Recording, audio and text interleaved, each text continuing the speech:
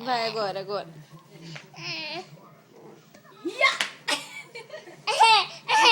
Vem aqui. Não vai filmar, eu só ir.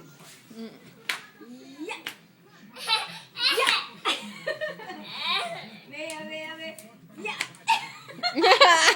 Tô com medo, vó, do cheiro. Tá com medo da besta? Água hoje. Chama a vovó. Chama a vovó pra passear lá na rua. Aí, ó, tem medo, ó. Acho que ele veio dando golpe em mim. Na Dani. Bateu a testa. Bateu nada. Tem que falar.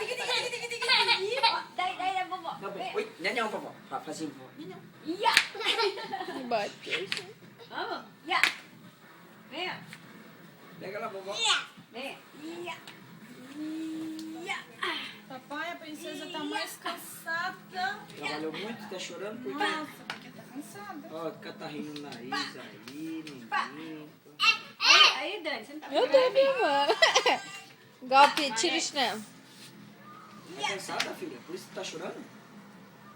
Vai, então você não vai mais então com sua avó, hein? Não, mas não é porque ela não queria tomar banho. Não é por isso. É porque tá doendo muito minha cabecinha. Oh, meu Por Deus. quê? Então você não vai mais trabalhar com sua avó, você tá doendo tanto. Amor, ela tá cansada.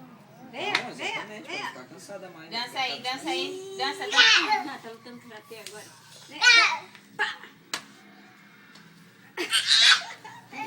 Viu o golpe?